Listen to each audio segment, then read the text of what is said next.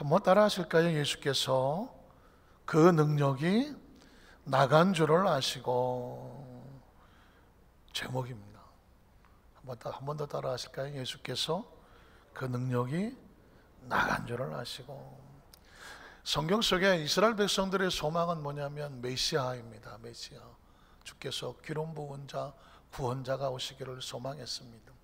그런데 메시아에 대한 예언을 보면 그 메시아는 오셔서 자기 백성을 치료하신다는 강력한 치료를 선포하고 있습니다. 이사야 53장 4절로 5절을 보면 그는 실로 우리의 질고를 지고 우리의 슬픔을 당하였거늘. 메시아가 오면 아픔과 상처와 눈물을 담당하시겠다는 것입니다. 그런데 우리는 생각하기를 그는 징벌을 받아 하나님께 맞으며 자기의 잘못 때문에 고난을 당한다, 이렇게 오해한다는 것입니다. 그런데 실상을 보면 5절에 그가 찔림은 사실은 우리 허물 때문이다. 그가 상함은 우리의 죄악 때문이다. 그가 징계를 받음으로 우리는 평화를 누리고 그가 채찍에 맞음으로 우리는 나음을 입었다. 메시아가 와서 스스로 채찍에 맞지만 자기 백성을 그 질병 가운데 건져내시고자 우리를 낫게 하신다는 것입니다. 성경 속에 하나님의 마음은 자기 백성들이 질병에 갇혀서 고통당하는 것을 절대로 원하지를 않으십니다.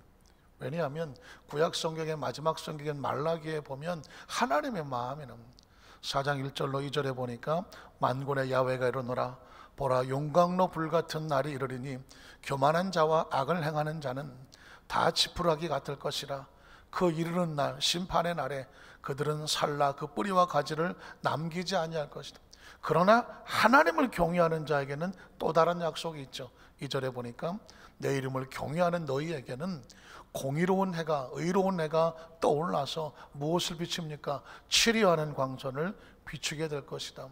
치료하는 광선이 왜 필요합니까? 그 다음 절을 보면 너희가 나가서 외양간에서 나온 무엇과 같이 송아지같이 뛰리라고 말했습니다. 상상이 되십니까? 이 송아지는 얼마나 바깥에 뛰어나가서 마음껏 자유롭게 놀고 싶습니까? 그 넘치는 에너지, 송아지는 마음껏 나가서 뛰고 싶은 것입니다. 그런데 외양간에 가둬두니까 움직이지를 못하죠. 그런데 하나님의 이름을 경외하는 자기 백성들에게는 의로운 해가 떠올라서 치료하는 광선, 치료하는 광선이란 뭐냐면 외양간이 질병과 같은 거죠. 묶어두고 있는 것이죠. 그러니까 광선이 임하면 그 외양간이 무너져 버리고 문이 열림으로 말미암아 그 송아지는 튀어나가서 어떻게 기뻐 뛰며 자유하리라는 것입니다. 구약 성경의 마지막 절에 하나님의 약속은 메시아가 오면 자기 백성들을 이렇게 모든 외양간으로부터 튀어나와서 자유하게 하리라는 것입니다. 사실상 우리의 삶 가운데 얼마나 많은 외양간들이 우리를 절망하게 합니까? 우리를 가둬놓고 있습니까? 심지어 코로나19라고 하는 것은 전 세계를 아주 외양간에 가둬두고 있는 것처럼 답답해하고 있지 않습니까? 제한하고 있지 않습니까? 많은 사람들이 거대한 외양간에 갇혀서 어찌할 바를 몰라서 방법을 찾지만 어느 것 하나 확신을 주는 것은 없습니다. 성경 속에 들어가 보면 하나님을 경외하는 자기 백성들에게는 의로운 해가 떠올라서 치료하는 광선을 약속하고 있습니다. 회복을 약속하고 있습니다. 너를 묶고 있는 것으로부터 튀어나와서 자유하게 하리라, 온전하게 하리라. 생명을 창조하신 하나님의 마음은, 창조주의 마음은 자기가 창조한 그 백성들의 생명이 자유하기를 원하죠. 생명의 근래 본래 목적처럼 마음껏 뛰며 자유하며 하나님께 영광 돌리기를 원한다는 것입니다. 오늘 성경에 보면 안타깝지만 12년 동안을 혈루증이라고 하는 만성자궁출혈로 피가 새서 하혈을 하는 한 여인이 그 지독한 외양간에 갇혀서 처절한 고통당하는 모습을 보게 됩니다. 첫째로 12년을 혈루증에 묶여 있었던 여인의 모습입니다. 마가복음 5장 25절로 26절에 보니까 12해를 혈루증으로 알아온 한 여자, 여기까지만 해도 가슴이 터집니다. 무려 12년을 혈루증, 만성자궁출혈로 하혈을 하는데 한꺼번에 쏟아지면 정말 금방이라도 죽을 것인데 이게 12년 동안 죽지 않을 만큼만 피가 새서 어쩔 줄 몰라 고통 가운데 살아온 그것도 한 여인이라고 표현을 하고 있습니다. 이 여인의 처지가 어떨까요? 그 다음 절 보면 많은 의사를 찾아다녔죠. 왜냐하면 병자의 희망은 의사니까 의사를 찾아가서 나를 좀 고쳐달라고 했는데 오히려 고통이 많았습니다. 빈손으로 가지 않으니까 많은 병원비를 진료했는데 가진 것을 다 허비했습니다. 그런데 효과가 없었습니다. 오히려 몸은 만신창이로 피투성이로 점점 더 중하여져 갔다라고 말하고 있습니다. 이 여인의 처지를 우리가 조금만 생각하면 기가 막히지 않습니까? 부모가 딸을 돌보겠습니까? 이젠 부모도 더 이상 할 수가 없습니다. 결혼을 했다면 남편이 곁을 지켜주었을까요? 자식들이 지켜주었을까요? 온통 피비린내가 나고 얼굴은 뭐 누렇게 뜨고 온몸은 피골이 상정을 해서 정말 죽기 직전에 있던 이 여인을 향하여 누가 고음의 손길을 맺힐 수가 있겠습니까? 이 여인은 인생의 거의 마지막 처절한 외양간에서 거의 숨만 붙어있는 그런 상황 같습니다. 왜 성경에 이런 장면이 나올까요? 성경 속에 보면 인간의 생명을 가두고 있는 외양간의 모습이 너무나도 많이 나오고 있습니다. 창세기 3장 6절로 10절에 보면 이 외양간은 정말 가장 무서운 외양간입니다. 여자가 그 나무를 본 적 먹음직도 하고 보암직도 하고 지혜롭게 할 만큼 탐스럽기도 한 나무인지라. 여자가 그 열매를 따먹고 자기와 함께 있는 남편에게도 주매 그도 먹은지라. 이에 그들이 눈이 밝아져 자기들이 벗은 줄을 알고 무화과 나무 잎을 엮어 치마로 삼았더라. 그들이 그날 바람이 불 때 동산에 거니시는 야훼 하나님의 소리를 듣고도입니다. 듣고 돌을 하나 더 붙였으면 좋겠어. 듣고도 아담과 그의 아내가 야훼 하나님의 낯을 피하여, 하나님의 음성을 듣고도 오히려 얼굴을 낯을 피하여 반대로 도망가 어디에 숨습니까? 동산 나무 사이에 숨었더라. 성경을 읽다가 보면 정말 가장 처참하고 무서운 장면이 나오는데 그 어떤 것도 이 장면과 대비할 수는 없습니다. 하나님의 음성이 들리는데 하나님의 낯을 피하여 숨어 도망을 쳐야 되는 존재만큼 비참한 존재가 어디 있습니까? 인생의 삶 가운데 가장 절망은 하나님과의 단절입니다. 왜냐하면 창조주를 통하여 창조된 피조물이 그 창조주를 돌아서서 살아갈 희망이 있을까요?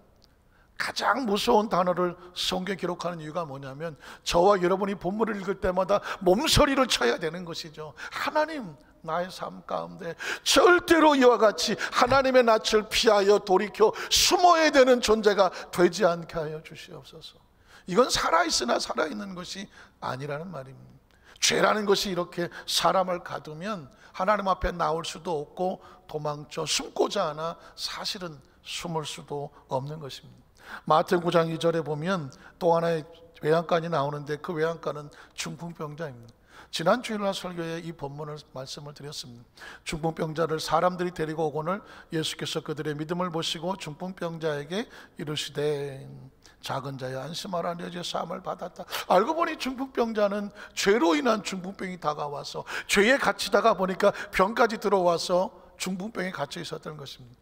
지난주에 보여드렸던 그림 하나를 다시 보여드리는데 여러분 기억을 나시죠? 지난주에 4명의 친구들이 중풍병자를 데리고 예수의 발 앞에 지붕을 뚫고 내려놓았습니다.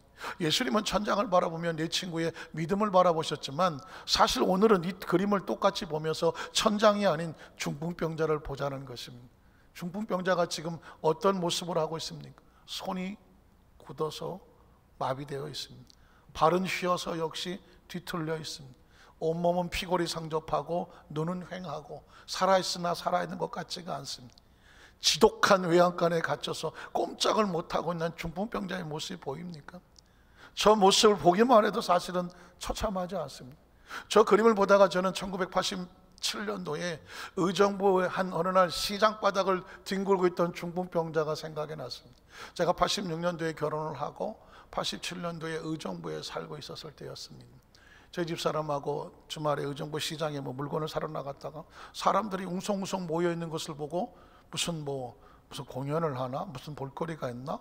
하고 사람들을 삐집고 들어가 보았더니 거기에 웬 남자가 완전히 중풍병으로 온몸이 마비된 것 같은데 이 팔뚝과 무릎팍과 배에다가 타이어 자른 것을 묶고 가서는 땅바닥을, 시장 바닥을 뒹구는 거예요.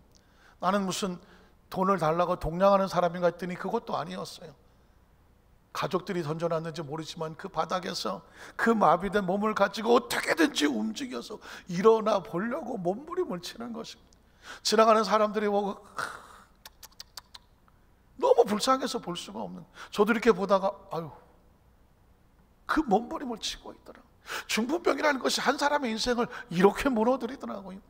수년 전에 이제 캐나다 토론토에 부흥회를 갔을 때에 그 집회를 하던 곳에 찾아왔던 한 사람의 이야기를 들어보면 16년 동안이나 중풍병으로, 특별히 안면이 마비돼 갖고 입에 침을 흘리는데 16년간을 그냥 질질질 성인 남자가 뭐 입이 어떻게 할 수가 마비되니까 침이 줄줄줄 흐르니까 부인이 어느 교회 권사님이신 것 같은데 그 남편을 계속해서 침을 닦아주는,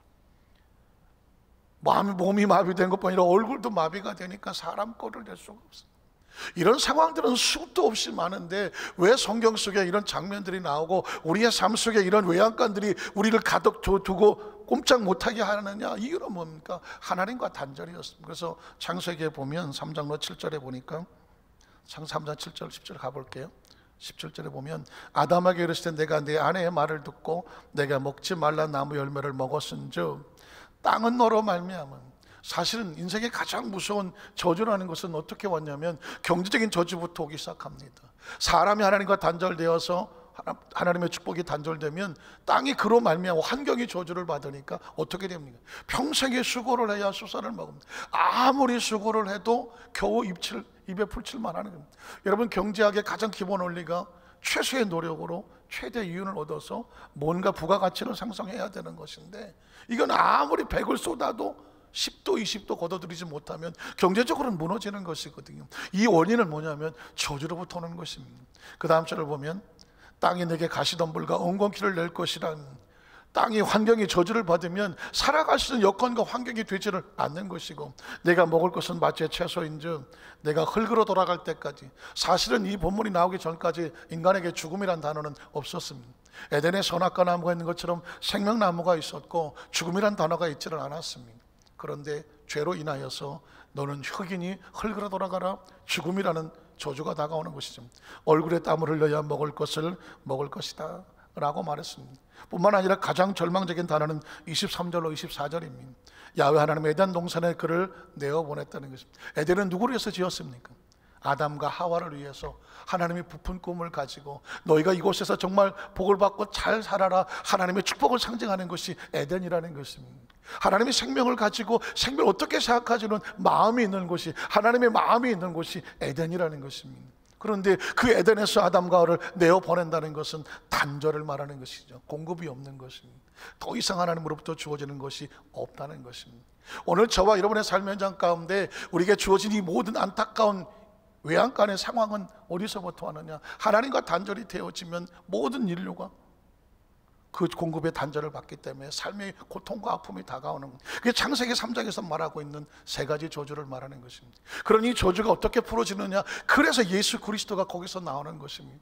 하나님이 세상을 이 저주받아 고통 아파하는 자기 백성들의 삶을 불쌍히 여기는 것, 긍휼히 여기고 사랑하셔서 여전히 사랑하셔서 독생자 예수 그리스도를 우리 땅에 보내주시는 것이지. 하늘과 땅에 연결할 수 있는 가장 유일한 통로가 뭐냐면 예수 그리스도라고 말하는 것입니다. 왜 예수가 구원자, 예수만 구원자였는가? 하나님이 이 땅에 자기 백성을 위해서 구원해 주신 길과 진리와 생명이 예수 그리스도입니다. 처참한 이 저주의 삶을 새롭게 회복할 수 있는 것은 예수 그리스도밖에 없다는 것입니다. 예수를 보내주셔서 저를 믿는 자마다 멸망하지 않고 영생을 얻게 하려 하십니다. 여기서 믿는다는 단어를 리셉션 영접도 되겠고 리시브 받아들인다는 이 단어는 컨택이 되는 것입니다. 잘 들어보십시오. 하나님이 세상을 이처럼 사랑하셔서 독생자를 보내주셔서 뭐 하게 됩니까? 컨택을 하게 되거든요. 예수를 믿는다는 얘기는 하나님과 컨택한다는 얘기입니다. 하나님 속에 들어간다는 얘기고 하나님 우리 속에 들어온다는 것입니다. 멸망하지 않냐고 하나님의 자녀가 되는 축복을 주시겠다고 말했습니다. 인생의 삶 가운데 예수를 만나면 이런 처절한 환경과 절망이 하나님의 새로운 회복과 치유가 되는 것입니다. 그래서 두 번째로 이 처절한 절망에 있었던 여인이 누구를 만납니까? 예수를 만나는 것입니다. 예수를 만나고 나서 예수 옆에 손을 대고 치유받는 두 번째 모습을 한번 찾아보겠습니다. 마가복음 5장 27절에 보니까 예수의 소문을 듣고 여러분, 소문이란 소리처럼 들리죠? 그러나 오늘 컨택이라는 단어와 연결해 보면 누군가 나에게 소문을 들려줬습니다. 예수에 대한 정보, 예수에 대한 복음을 전해줬습니다. 이게 내 속에 들어옵니다. 이제는 내 안에 들어와서 내 마음을 차지합니다. 컨택인 것이죠. 하나님의 나라가 왜 우리가 전도를 합니까? 왜 선교를 합니까? 하나님의 복음을 왜 전합니까? 내가 들었던 예수의 복음과 예수의 소문을 누군가에게 전해주는 것이죠. 전한다는 얘기는 컨택입니다. 받아들이면 연결이 되는 것이고, 받아들이지 아니하면 연결이 되지 않죠. 여러분, 이 세상에 스스로 존재하는 것은 아무것도 없습니다. 이 성전에 불이 그냥 들어옵니까? 아닙니다. 코드가 연결이 되고 스위치가 올라가야 됩니다. 발전소에서부터 전기가 와서 공급이 돼서 연결이 돼야 전기가 들어오는 것입니다. 우리의 생명도 우리가 스스로 살아가는 것 같습니까? 혹시 스스로 살아가시는 분이 계시나요? 우리는 스스로 살아가지 않습니다. 어디서부턴가 생명의 에너지가 마치 발전소처럼 우리 가운데 연결이 돼서 우리로 하여금 꿈틀거리고 깨어서 움직이게 할 때 우리가 살아있는 것입니다. 코드를 뽑으면 전기가 나가는 것처럼 생명의 공급이 끊어지면 우리는 그걸 죽었다고 표현을 하는 것입니다. 그건 우리의 영역이 아닙니다. 하나님의 영역입니다. 그래서 성경은 우리에게 가장 알아듣기 쉽게 컨택이라는 표현을 쓰는 것입니다. 예수의 소문을 들었습니다. 예수의 소문이 아닙니다. 생명의 소문을 듣고, 하나님 나라의 소문을 듣고, 외양간에 갇혀져 있는 존재에게 회복에 대한 희망의 소문을 들었습니다. 그럼 어떻게 될까요? 무리 가운데서 기어 뒤로 와서 움직이게 되는 것이죠. 희망을 찾아서 나가는 것입니다. 그리고 그의 옷가에 손을 댔다는, 제가 수도 없이 얘기합니다. 예수님의 치유사역은 철저하게 컨택입니다. 하나님의 나라는 철저하게 연결과 접촉점이요 컨택입니다. 이 여인이 예수의 옷가에 손을 댑니다. 그랬더니 어떤 일이 벌어집니까? 이는 내가 그의 옷에만 손을 대어도 구원을 받을, 치료를 받을 거라는 생각이 마음속에 움직였습니다. 사람은 무엇에서 움직입니까? 생각에서 움직여집니다. 누군가의 가져온 생각과 정보가 나에게 들어와서 내 마음을 정하게 하면 그 생각이 나를 움직이게 하는 것입니다. 이 성전에 그냥 나올 수는 없습니다. 말씀의 생각, 하나님에 대한 생각이 그 무슨 내 속에 들어와서 나의 마음을 움직여서 나로 하여금 행동하여 이 전에 나오게 하는 것입니다. 예배를 드리자, 컨택하자, 그래야 나오는 것이죠. 이게 안 되면 컨택이 안 되는 것이거든요. 성경에 보니까 구원을 받으리라 생각함 일러라. 29절에 보니까 그의 혈루의 근원이 곧 마름에 병이 나온 줄을 몸에 깨달으더라고 말하겠습니다. 성경책 이 본문이 기록된 이유는 뭔지 아십니까? 외양간에 갇혀져 있는 한 여인의 처절한 인상이 예수의 소문을 듣고 움직여서 예수님 앞에 나와서 예수의 손가락에 대고 나니 그 속에서 능력이 나타나서 치유가 되더라는 컨택을 말하고 있는 것입니다. 제가 아까 87년도에 만났던 한 중풍병자 이야기를 드렸습니다. 그 처참했던 사람을 1년 뒤에 다시 만날 줄 꿈에도 생각을 못했습니다. 88년도에 제가 여의도 순복음 의정부 성전에 교육자로 전도사로 처음 출발을 했습니다. 깜짝 놀란 것은 그분이, 그 길거리에서 땅바닥을 기던 분이 아직 반신불수가 됐어요. 팔은 굳었고 다리도 걸절 끌면서 지팡이를 의지해서 이렇게 해서 누군가 그에게 예수의 소문을 전해주고 여의도 순복음 의정부 성전에 등록을 하고 예배에 참석을 했더라고요. 전 참 신기했습니다. 저렇게 땅바닥을 기던 사람이 비록 불편한 몸이지만 그 몸을 이끌고 교회를 나와서 앉아있는 모습을 보니까 눈물이 나더라고요. 정확한 날짜는 기억하지 않지만 어느 날 철야예배였습니다. 철야예배를 드리는데 그 성도님이 철야예배를 참석하셨더라고요. 목사님 말씀을 선포하고 나서 학심으로 기도하는 것입니다. 죄종들이 안수하지 않습니까? 그때 저도 제가 맡은 줄을 안수를 하는데 마침 그분이 계셨습니다. 그래서 간절히 기도해. 저는 아니까, 이분의 처지가 어떤지를 아니까 정말 하나님 고쳐주셔서 그 처절한 삶으로부터 자유케 해달라고 간절히 기도했던 기억밖에 없습니다. 또 다른 손을 안수하고 나갔죠. 그리고 돌아서서 이제 기도가 끝나고 나서 강대림 목사님께서 주의 이름을 부르는 자는 구원을 받으러 하다가 할렐루야 할렐루야 하지 않습니까? 근데 깜짝 놀랐어요. 분명히 이게 마비됐었잖아요. 다리들이 있었잖아요. 이게 됩니까? 안 됩니까? 안 됩니다. 여러분 찬양할 때 이거 되는 거 축복인 줄 아십시오. 이거 아유 저걸 또 해야 되나, 아유 귀찮으십니까? 이거 할 줄 알면 축복입니다. 이게 안 되는 사람도 있습니다. 그런데 그분이 이걸 하더라고요. 전 뒤에서 보고 깜짝 놀랐습니다. 가서 자세히 봤습니다. 두 손을 움직이면서 할렐루야 할렐루야 하더라고요. 남의 이야기라고 저는 반응이 없습니다. 비록 오래전 얘기지만 하나님께 감사 박수 드리고 싶습니다. 왜냐하면 예수님은 어제나 오늘이나 영원토록 동일하시고 하나님의 역사는 지금도 나타나는, 전 이 중풍병자를 가만히 묵상을 하다가 그 모습을 본다가 옛날 생각이 났어요. 그런데 여러분, 자꾸 과거, 하나님의 기적은 과거가 아닙니다. 여전히 오늘도 동일하게 역사가 나타나는 줄로 믿습니다. 그분이 철회에 그렇게 치료를 받고 나니까 어떤 일이 벌어진지 아십니까? 그 주일부터 기가 막힌 일이 벌어졌습니다. 이분이 자기 친구 5명을 전도했어. 근데 친구들이 전부 다 중풍병자예요. 같이 술 친구들이어서 다들 이러고 오는 거예요. 제가 주일날 이렇게 나가서 봤더니 5명이 다 이러고 와요. 근데 그 치료받은 그 성도님께서, 야 빨리 와, 빨리 와, 지금 가는 중이야 지금. 그 대성전은 2층에 있었고 2층에 어떻게 올라옵니까? 그러니까 남성계 집사람들이 고생을 해서 업어서 올리는 거예요. 업어서. 여러분, 주일마다 5명의 중풍병자가 이렇게 하고 오는 모습이 얼마나 강한입니까? 참, 하나님 은혜로 그 이후에 제가 어떻게 된지 잘 모르겠어요. 서울로 다시 오는 바람에 올랐는데 한 가지 기억한 것은 땅바닥을 키던 그분이 예수를 믿고 나서부터 이제는 걷기 시작하더니 두 팔이 펴지기 시작하니까 다른 사람들을 구원하는, 전도하는 축복의 통로가 되더라는 것입니다.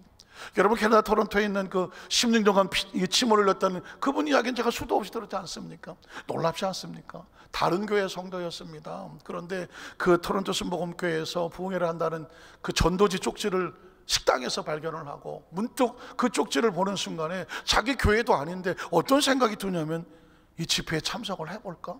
이게 소문입니다. 이게 접촉입니다. 이게 컨택이라는 것입니다. 그게 그 사람의 운명을 바꿔놓았습니다. 그래갖고 그 두 분이 불편한 몸을 이끌고 그 처소에, 예배 장소에 나타났습니다. 그런데 나중에 간증을 들으니까 기가 막힌 장면. 그 성전문에 들어오는 순간 16년 동안 침을 흘렸는데 그 성전문에 들어오는 순간 침이 딱 멈췄다는 것입니다. 딱 멈췄다는 것입니다. 할렐루야. 우리 하나님 감사의 박수 드리겠습니다. 16년 동안 침을 흘렸어요. 상상이나 됩니까? 그런데 그 성전에 들어오는 순간에 침이 딱 멈추더라는 것입니다. 그러니까 어떤 생각이 듭니까?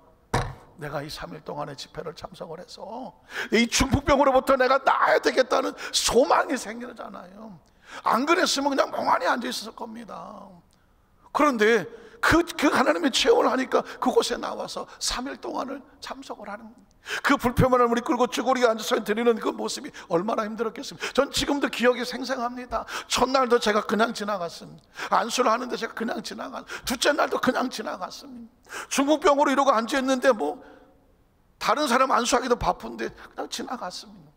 셋째 날 마지막 날인데 다 안수를 하고 혼자 앉아있더라고요. 그분도 뭐 별 기도 이러고 앉아있는 것 같더라고요. 그런데 갑자기 제가 마음이 뜨거워집니다. 그분을 마지막 날인데 안수를 하고 가야 되겠더라고요. 안수를 하고. 근데 갑자기 이분이 반응을 하고 벌떡 일어나거든.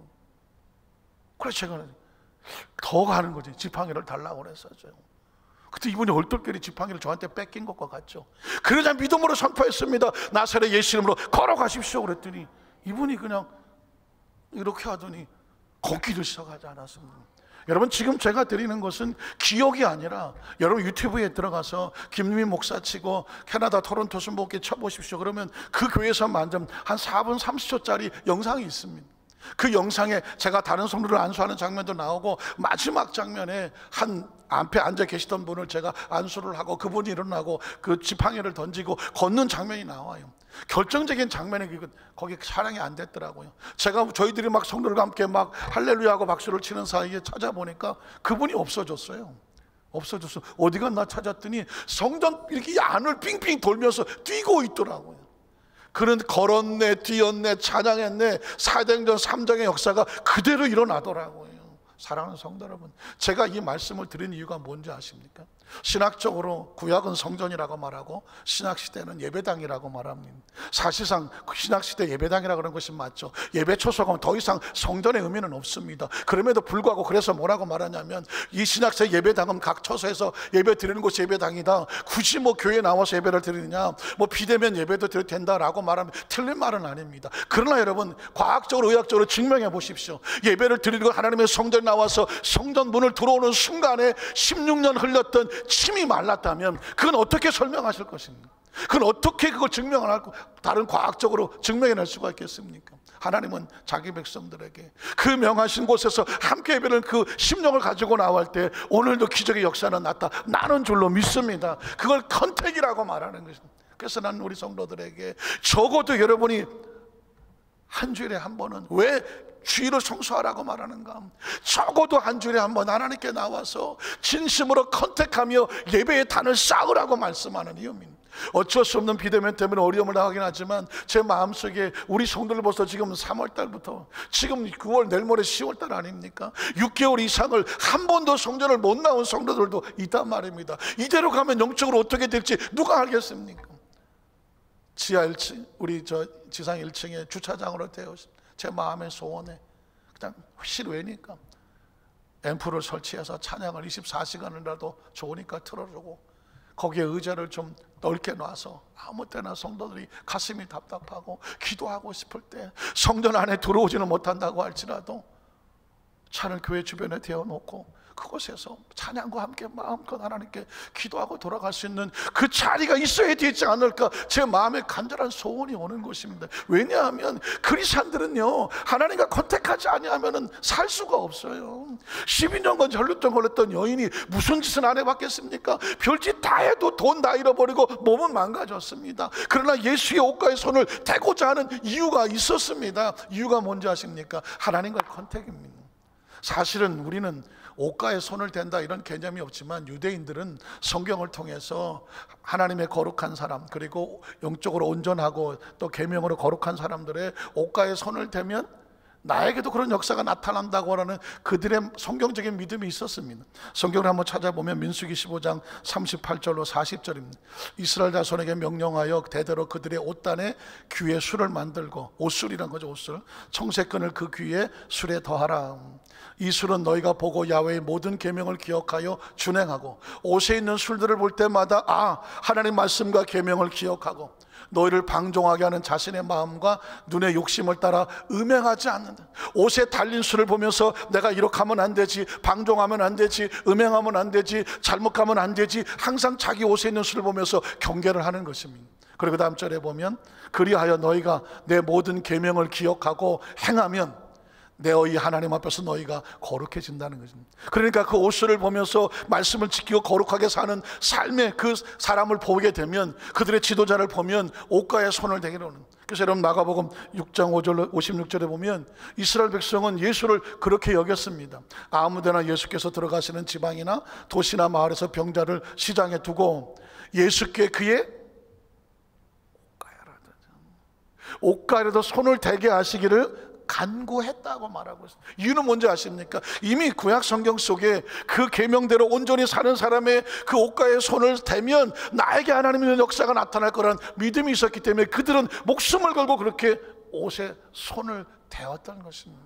사랑하는 성도 여러분, 이 이야기는 뭐냐면 하나님의 메시지와 같아요. 오늘날 우리는 하나님 앞에 나와서 옷가에 손을 대는 심령을 가지고 컨택이 필요합니다. 물론 사회적으로는 언택트 시대에 지금 장사도 안 되고 배달의 민족만 복을 받는 아주 그냥 이 배달점만 잘 된다고 하는 언택트 시대지만, 크리스천은 영적으로 컨택입니다. 크리스천 하나님 앞에. 그래서 여러분 혹시 어쩔 수 없이 비대면 예배를 드린다고 하면 더 성전 나오는 것보다 더 간절한 마음으로 하나님과 컨택이 돼야 돼요. 컨택하지 아니하고 살아갈 수 있는 존재는 없습니다. 왜 예수의 옷가에 손을 댔는데 그의 혈류의 근원이 마릅니까? 컨택의 능력을 말하는 것이죠. 그래서 마지막 세 번째는 뭐냐면 병을 고치시고 난 이후에 예수님의 반응을 통해서 받는 메시지입니다. 예수님 뭐라고 말씀하셨을까요? 마가복음 5장 30절에 보니까 예수께서 그 능력이 자기에게서 나간 줄을 곧 스스로 아시고, 저는 성경 구절에서 이 구절이 상당히 신기하고 전혀 예외적인 구절입니다. 왜냐하면 보통 예수님께서 병을 고치실 때 어떻게 합니까? 문득병자에게 내가 원하는 깨끗함을 받을지어다. 백부장의 하인을 중풍병이 앓았을 때도 가라 내 믿음대로 될지어다. 그렇게 예수님의 의지를 가지고 치료를 행하셨습니다. 그러나 지금 이 장면에 예수님의 의지가 보입니까? 안 보입니까? 예수님의 의지가 안 보입니다. 예수님이 그를 고치려고 한 게 아니었습니다. 여인이 옷가에 손을 대니까 예수님의 몸에서 능력이 그냥 나갔다고 말하고 있습니다. 그냥 나가서. 나중에 예수님께서 내 몸에서 능력이 나갔네? 그때 깨달았다고 말하는 것입니다. 이 이야기는 뭐냐면 예수님의 의지로 고친 게 아니라 이런 컨택의 믿음을 가지고 나올 줄로 믿고 그 믿음으로 예수님의 몸에 컨택을 하면 능력이 자동으로 나오는 것입니다. 자동으로 나오는 겁니다. 제가 오토매틱이라는 표현을 썼는데 자동으로 하는, 그러니까 이건 누구를 막론하고 예수의 옷가에 손을 대면 내 이 처절한 질병이라도 나을 줄을 나는 믿습니다는 그 믿음을 가진 사람이 컨택을 하면 그 사람에게 역사가 나타나고 능력이 나간다는 것입니다. 그래서 제가 여러분에게 간절히 외치는 것입니다. 이제 더 이상은 밀려나가면서는 안 되고, 6개월 동안에 영적으로 컨택하지 못했다면 이것처럼 처절한 것은 없습니다. 성전의 뜰이라도 밟아야 되고, 성전의 구석에 와서라도 하나님 앞에 여러분의 눈물의 기도가 하늘에 닿게 하라는 것입니다. 그래서 여러분이 하나님 앞에 살아있음을, 여전히 하나님 안에 있음을 신앙의 고백으로, 손을 태는 마음으로 고백을 하셔야 돼요. 왜냐하면 그래야 예수의 몸에서 능력이 나가는 것이거든. 예수께서 능력이 자기에게 나간 줄을 스스로 아시고, 그 다음 절에 보면 무리 가운데 돌이켜 말씀하시되 누가 내 옷에 손을 대었느냐. 뒤늦게 예수님께서 찾는 거거든. 참 이 질문에도 여러 가지 의미가 있습니다. 많은 사람들이 예수의 몸에 손을 대었는데 예수님께서 누가 내 옷에 손을 대었느냐라고 묻는 거거든요. 제자들의 반응을 보면 황당하죠. 그 다음 절에 보면 제자들이 여짜오되 주님, 지금 무리가 애워서 수도 없는 사람이 지금 손을 대고 있는데 누가 특별히 손을 대었냐고 찾습니까? 말이 안 된다는 겁니다. 저도 예전에 오산의 기도원에서 대형 집회를 하고 막 하나님 역사가 나타나고 해서 그 성전을 빠져나오려고 하다 보면 막 성도들이 와서 목사님 안수해 주세요 하고 막 여기 자꾸 물으실 때 누가 제 몸에 손을 대는지, 누가 제 손을 붙잡는지 몰라요. 그냥 그 보호하는 집사님들하고 빠져나오기 바쁜 판이거든요. 그때 돌아서서 누가 내 옷에 손을 댔습니까? 말한들 누군 줄 알겠습니까? 제자들도 만난 그런 상황이었거든요. 근데 여러분 보십시오. 주님의 반응은 다릅니다. 그 다음 절에 보면 예수께서 이 일을 향한 여자를 반드시 보고 싶어 합니다. 반드시 보고 싶어. 너희들이 안 찾으면 내가 직접 보겠다는 것이 둘러보셨다고 말하고 있습니다. 여러분, 믿음의 사람을 찾고 계시는 주님입니다. 오늘 저와 여러분 어디서 무엇을 하든지 우리가 그거 안에 하나님에 대한 믿음을 가지고 하는지를 주께서 둘러보고 계시는 거고 찾고 계시는 것이죠. 그 다음 절을 보면 그래서 이 여자가 자기에게 이루어진 일을 알고 두려워하며 떨며, 아니 왜 두려워하며 떨까? 사실은 주님은 설레이는 마음으로 찾았는데 이유가 있더라고요. 어떤 사람이 내 몸에 옷가에 손을 대려고 하면 자격이 있어야 돼요. 하나는 뭐냐? 내가 허락했을 때 내 옷가에 손을 대도 좋소 했을 때 손을 댈 수가 있으며, 또 하나는 뭐냐면 자기 가족이어야 돼요. 자기 가족은 자기 그 사람의 몸에 손을 대어도 괜찮은, 그러나 가족도 아니고 허락도 안 받았다면 함부로 손을 대서는 안 되는 거거든요. 지금 이 여인은 가족도 아니죠. 그리고 허락도 받지 않아 몰래 와서 손을 댔으니까. 그러니 이제 자기가 들켰다고 생각을 하니까 두려워 떠는 것입니다. 사람들의 비난을 받을 수도 있는 상황이었습니다. 그때 이 모든 사실을 알으니 예수께서 이르시되 이 한 방에 끝납니다. 딸아 하는 것입니다. 여기서 딸이 나오는 것이, 왜 딸이 나올까? 예수께서 이 사람을 향할 때 여인이요 했으면 얘기가 안 되는 거예요. 딸아 얘기는 뭐예요? 내 가족이라는 뜻입니다.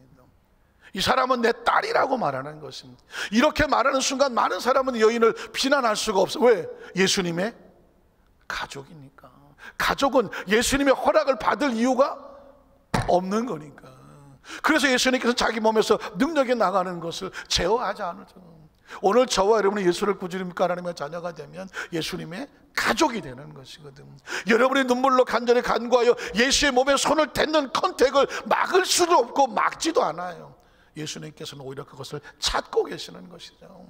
딸아 내 믿음이 너를 구해냈으니 평안히 가라. 내 병에서 놓여 뭐 하라고요? 건강할지어다. 외양간에서 나와서 기뻐 뛰며 자유하리라. 이게 바로 하나님의 마음이고 주님의 마음입니다. 말씀을 정리하기를 원합니다. 사랑하는 성도 여러분, 아까도 말씀을 드렸지만 우리가 사실 막 가슴이 많이 아프죠. 온전한 예배를 하나님을 기쁘게 가득 차서 드려도 정말 시원찮은 상황 가운데 50명, 20명 제한적인 상황으로 예배를 드린다는 게 정말 한이 맺힙니다. 왜냐하면 지금 한국 기독교계의 지도자들도 거의 모가지까지 차 올라온 것 같아요. 정부에서 정말 이것을 빨리 헤쳐나가고 해서 하는 방침에 같이 이웃을 사랑하는 마음으로 최대한 우리가 같이 최선을 다하여 방역에 모범이 되려고 몸부림을 칩니다. 그러나 가끔씩 올라오는 뉴스를 보면 정말 속이 뒤집히거든요. 혹시 보셨습니까? 엊그저께 뉴스를 보니까는 지난 3개월 동안에 룸사롱을 갔다 온 사람이 600만 명이라는 것입니다. 난 글자가 잘못됐나 쳐다보고 깜짝 놀랐습니다. 3개월입니다. 30년도 아니고 뭐 3년도 아니고 뭐 석 달이네. 석 달 동안에 90일 동안에 그 짧은 기간 안에 600만 명이 숫자가 되는 겁니다. 600만 명이 룸사롱을 들락날락 했다는 것입니다. 그러나 룸사롱에 들어가면서 어느 누구 하나 거기에 뭐 제재한 것도 없고 뭐 그리고 거기서 무슨 확진자가 나왔던 보도되는 것도 없고 물어봤더니 뭐 확진자가 안 나와서 제재할 필요가 없었다. 교회 우리 성도들은 진짜 최선을 다해서 모든 것들 아픔을 무릅쓰가면서 예배를 정말 모험적으로 드리려고 애를 쓰는데 아니 대한민국 심장에서 600만 명이 룸사롱을 들락날락 하더라도 어느 하나 제어를 하지 않았다고 하는 걸 들으면 막 속이 뒤집히는 거예요. 그럼에도 불구하고 우리는 끝까지 같이 한 마음으로 이웃을 사랑하는 마음으로 나가려고 합니다. 그러나 주어진 이 제한적인 거리라고 할지라도 우리 여도수만산교회 1200명의 출석 성도들이 더 이상은 뒤로 밀어서는 안 됩니다. 어떤 시간이 됐든 시간을 잘라서라도 내서라도 주일이 도저히 안 될 것 같으면 평일이라도 여러분 한 분 주는 하나님 앞에 나와서 기도의 단을 쌓으세요. 무너진 단을 회복을 하시고 기도를 회복하고 예배를 회복을 하고요. 성벽의 벽돌 하나가 무너지면 나머지는 다 무너지는 겁니다. 벽돌을 쌓는 심정으로 해서 먼 훗날 70이 되고 80이 되고 90이 되고 100이 됐을 때 뒤돌아보십시오. 인생에 하나님과 컨택한 것만 살아있었던 겁니다. 컨택하지 않은 거는 살아있으나 살아있지 않은 것 같습니다. 나무 그늘 안에 숨어있으면 살아있나요? 아닙니다. 12년의 혈루증 알려있으면 살아있나요? 죽은 것과 같아요. 컨택이 중요합니다. 사회적 거리는 비록 언택이지만 하나님과는 반드시 컨택을 하고 하나님과의 거리는 가까워야지 멀어지면 안 된다는 것입니다. 오늘 간절히 바라기는 오늘 이렇게라도 제한적 그래서 보성대 함께 드리는 우리 성도님들 감사하고 어쩔 수 없이 온라인과 비대면을 드리는 성도들에게도 다시 한번 도전을 해서 적어도 매일매일이 주의 날이 되게 해서 내 신앙을 한번 돌이켜보고 어디 무너져 있는 것은 아닌가, 벽돌이 빠져 있는 것은 아닌가, 이대로 가면 될까 영적으로 한번 돌이켜보고 다시 회복하고 하나님과의 컨택이 더 충만해지는 우리 성도 되시기를 주님의 이름으로 축원합니다. 기도하겠습니다. 전능하신 하나님 아버지,